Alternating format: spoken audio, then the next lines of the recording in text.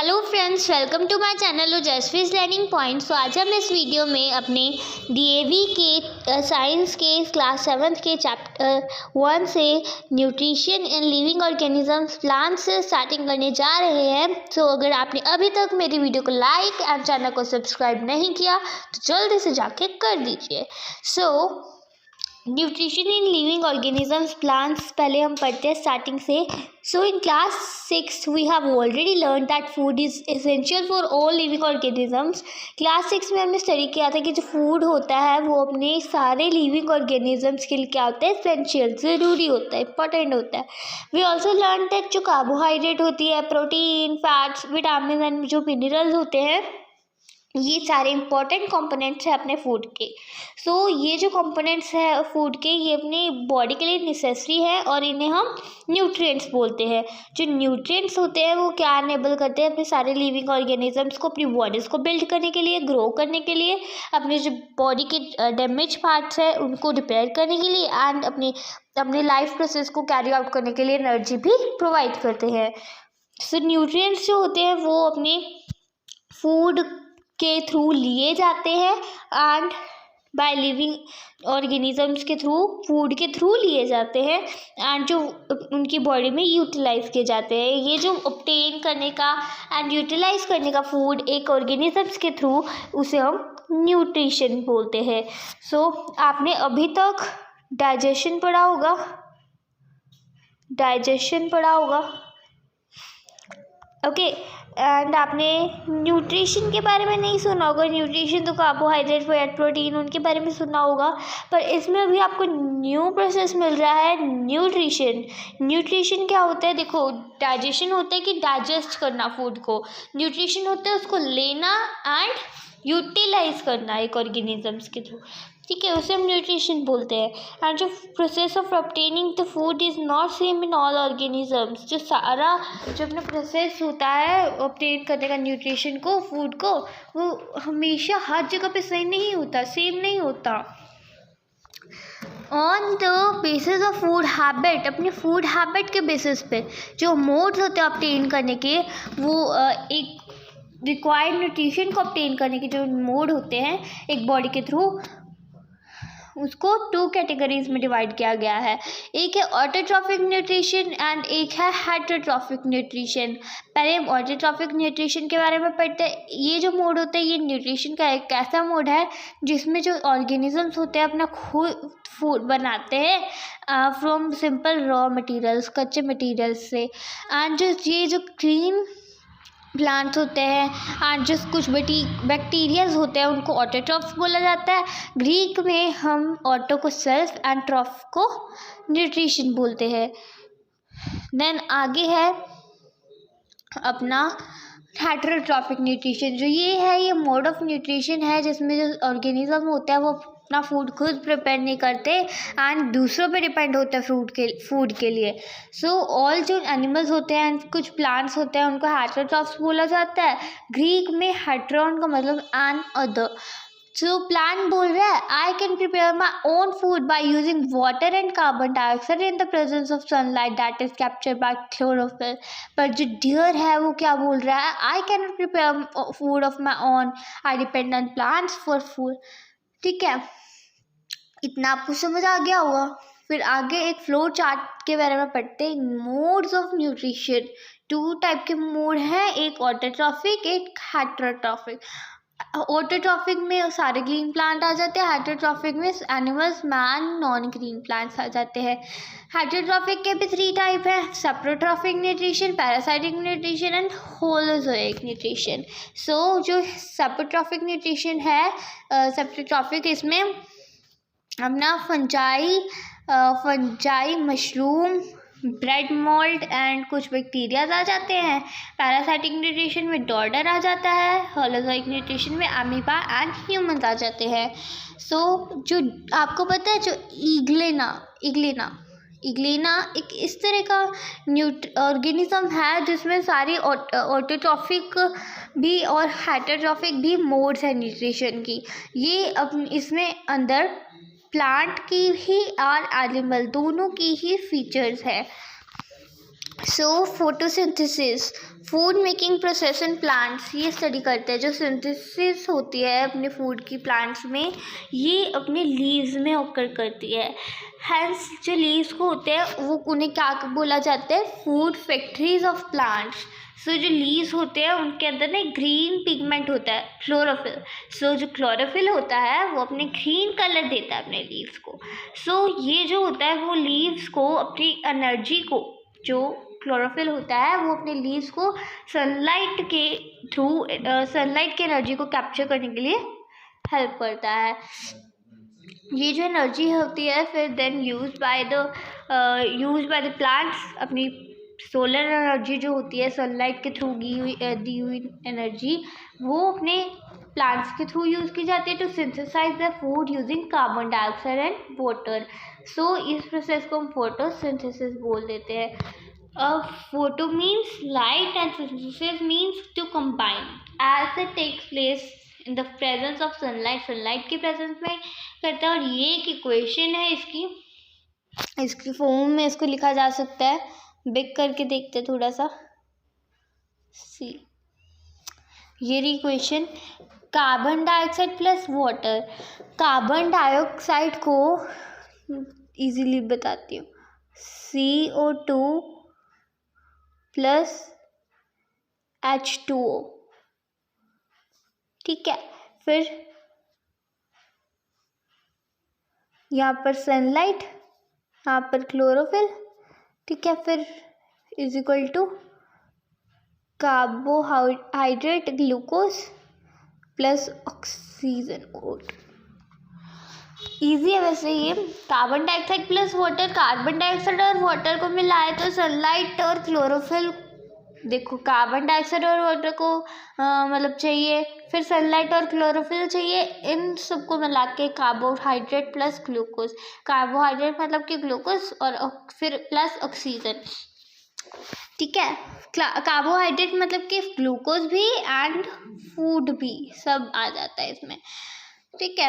And carbon dioxide plus water, sunlight by chlorophyll is equal to carbohydrate glucose बन जाता है और oxygen मिल जाती है। आपको पता ही होगा ना कि जो ह्यूमंस होते हैं वो प्लांट्स से ऑक्सीजन लेते हैं एंड जो ह्यूमंस होते हैं वो प्लांट्स को कार्बन डाइऑक्साइड दे देते हैं बदले में। सो इसको देखिए, ये रहा फोटोसिंथेसिस का प्रोसेस।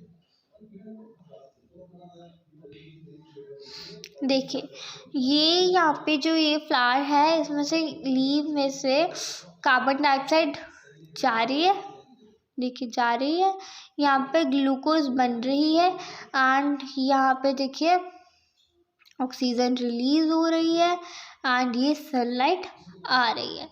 कैसे है, कैसे कैसे देखो, कार्बन डाइऑक्साइड जा रही है, ऑक्सीजन रिलीज हो रही है, ग्लूकोज बन रहा है एंड सनलाइट आ रही है उधर से। तो देखिए रॉ मटेरियल्स फॉर फोटोसिंथेसिस कौन कौन से चाहिए होते हैं। अबव इक्वेशन में से हमने पढ़ा कि ये क्लियर है, जो कार्बन डाइऑक्साइड एंड वाटर होते हैं वो रॉ मटेरियल्स होते हैं फोटोसिंथेसिस के लिए। इस प्रोसेस के लिए chlorophyll and presence of sunlight भी नेसेसरी है। एंड सिंस फूड जो सिंथेसाइज होता है वो लीव्स में, उसको वहाँ उनके जो रॉ मटेरियल्स होता है सबको जब प्रोसेस हो रहा होता है, फूड सिंथेसाइज हो रहा होता है लीव्स में, तो वहाँ पर पहुँचना ज़रूरी है, चाहिए ही चाहिए होते हैं। Water and minerals from soil में से, देखो रॉ मटेरियल्स कौन से, वाटर एंड मिनरल्स जो हमें सॉइल में से मिलते हैं। देखो हम पानी डालते हैं सॉइल में ही डालते हैं, उसमें मिनरल्स वगैरह तो होते हैं ना, कई तो मैन्योर वगैरह डालते हैं, अपने काऊ डंग वगैरह डालते हैं उसमें, है ना, फर्टिलिटी के लिए। सो वो सॉइल में ही डालते हैं। सॉइल में क्या होते हैं, रूट्स होती है प्लांट्स की, रूट्स एब्जॉर्ब कर लेती है, रूट्स उसको एब्जॉर्ब करने के बाद स्टेम में भेज देती है, स्टेम फिर different parts of the plants में उसको ट्रांसफ़र कर देती है एंड जो कार्बन डाइऑक्साइड फ्रॉम एयर वो मिल जाती है। वाटर एंड मिनरल्स पढ़ लेते हैं। सो ये these are absorb by roots from the soil, मैंने अभी आपको बताया। फ्रॉम हेयर जो वाटर एंड मिनरल्स होते हैं वो दूसरे पार्ट्स में ट्रांसपोर्ट किए जाते हैं एक प्लांट के थ्रू किसके बाय द वेसल्स होती है, वो ट्यूब होती है जो रूट में से भी रन कर सकती है, स्टेम में से भी, ब्रांचेस में से भी एंड लीव्स में से भी। तो इसके बारे में हम ज़्यादा चैप्टर 8 में पढ़ेंगे। कार्बन डाइऑक्साइड के बारे में पढ़ते हैं। Carbon dioxide, plants take carbon dioxide from the atmosphere. जो कार्बन डाइऑक्साइड होती है अपने लीव्स के अंदर एंटर होती है through the tiny pores present होते हैं लीव्स पे, सरफेस ऑफ द लीव्स पे। जो इस तरह के पोर्स होते हैं उन्हें स्टोमेटा बोलते हैं and these stomata are surrounded by special cells जिन्हें हम गार्ड सेल्स बोलते हैं। समझ गए? इधर भी देख लेते हैं। Root absorb water from mineral. ये देखिए, root absorb water from mineral. तो ये सॉइल पार्टिकल्स हैं, ये रूट हेयर हैं, इसमें से रूट एब्जॉर्ब करिए सब कुछ, ठीक है। एंड जो ये स्टोमेटा है, स्टोमेटल पोर है, ये छोटे छोटे स्टोमेटल पोर है, देखिए स्टोमेटल पोर है, अपने जो गार्ड सेल के थ्रू सराउंडेड होते हैं। ये गार्ड सेल एंड ये स्टोमेटल पोर है, ठीक है। एंड इन लार्ज पोर्शन है लीफ एपिडर्मिस का, जो स्टोमेटा को शो कर है। ओके, अब है आगे अपना सनलाइट। सनलाइट देखो, सनलाइट एक लाइट एंड एनर्जी है जो अपने सन में से आती है। ड्यूरिंग फोटोसिंथेसिस जो प्लांट्स होते हैं अपनी एनर्जी यूज़ करते हैं अपनी सनलाइट की। दैट इज़ वाई जो फूड मेकिंग प्रोसेस है प्लांट्स में, उससे हम फोटोसिंथेसिस बोलते हैं। फोटो मतलब कि लाइट एंड सिंथेसिस जो कंबाइन मैंने अभी आपको बताया। क्लोरोफिल जो लीव्स होते हैं ग्रीन क्यों होते हैं? क्योंकि प्रेजेंस होती है पिगमेंट की। अभी आपको बताया कि जो क्लोरोफिल होता है वो ग्रीन कलर का पिगमेंट प्रोवाइड करता है, ग्रीन कलर प्रोवाइड करता है लीव्स को। ये जो लीव्स होते हैं इसको क्या हेल्प करते हैं? ये सोलर एनर्जी को कैप्चर करने के लिए। जो ये एनर्जी होती है ये अपने फूड को from the carbon dioxide and water provide करने के लिए हेल्प करती है। फोटोसिंथेसिस एक यूनिक प्रोसेस है। जो ये प्रोसेस है वो अपने सप्लाई करता है फूड को डायरेक्टली इनडायरेक्टली सारे लिविंग ऑर्गेनिजम्स को। जो एनर्जी होती है सन की वो अपने पास हो जाते हैं फिर अपने सारे on to all the living organisms through plants. क्या है, जो सन की एनर्जी फिर चली जाती है फूड के थ्रू, है ना, सारे ऑर्गेनिजम्स के पास। Plants also provide oxygen. Plants भी ऑक्सीजन प्रोवाइड करते हैं, needed by all living organisms for respiration. Can you imagine life on earth in absence of photosynthesis?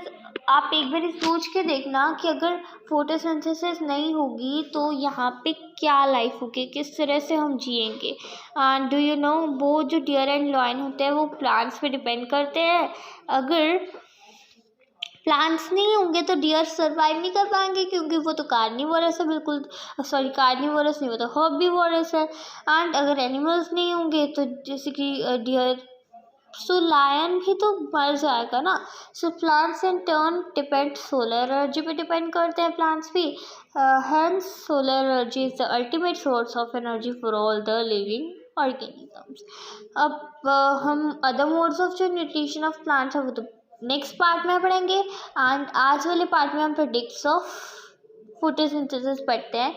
सो जो इनिशियल प्रोडक्ट है फोटोसिंथेसिस का वो कार्बोहाइड्रेट है, यानी कि ग्लूकोज है। ये जो फिर ये स्टार्च में कन्वर्ट हो जाता है, जिसकी प्रेजेंस लीव्स पे इंडिकेट करती है कि अपनी फोटोसिंथेसिस हो रही है, उसकी ऑकरेंस हो रही है। जो कार्बोहाइड्रेट्स है वो अपने कार्बन को, हाइड्रोजन होती है उसके अंदर, कार्बन होती है एंड ऑक्सीजन होती है। आप देखिए पढ़िए, आप कार्बोहाइड्रेट्स के नाम से ही पता लग रहा होगा कि कार्बो यानी कि carbon, hydrate sorry hydro hydrate hydrogen and oxygen. So carbohydrate इसमें contain carbon, hydrogen and oxygen. And some carbohydrates are also converted to protein and fats. Protein and fat में भी कन्वर्ट हो जाते हैं। बिसाइड्स जो कुछ कार्बन, हाइड्रोजन एंड ऑक्सीजन होती है, ये प्रोटीन्स में भी नाइट्रोजन होती है। आपको नहीं यकीन हो रहा होगा, इनमें भी नाइट्रोजन होती है। Now where does this nitrogen come from? Nitrogen कहाँ से आती है? नाइट्रोजन तो एयर में प्रेजेंट होती है, बट प्लांट्स नाइट्रोजन को डायरेक्टली नहीं यूज़ कर सकते। कुछ जो बैक्टीरिया होते हैं अपने सॉइल में प्रेजेंट होते हैं, सो वो अपनी गैसियस नाइट्रोजन को अपनी यूजेबल फॉर्म में कन्वर्ट कर देते हैं। सो विच इज सॉल्युबल होती है and is therefore absorb by the roots. Water के साथ रूट्स के थ्रू एब्जॉर्ब कर ली जाती है। एंड जो रूट्स होते हैं वो एबल करती है, मतलब एबल करती है to absorb the nitrogenous compounds present in fertilisers, फिर वो सॉइल में ऐड किए जाते हैं। बस इतना सा पार्ट था। ये आई होप आपको समझ आ गया होगा, आई होप आपको अच्छे से पूरा पता लग गया होगा। सो वीडियो को लाइक शेयर एंड सब्सक्राइब करना मत भूलिएगा। सो इसी के साथ आज का हमारा पार्ट 1 कंप्लीट होता है। चलिए मिलते हैं पार्ट 2 में। बाय।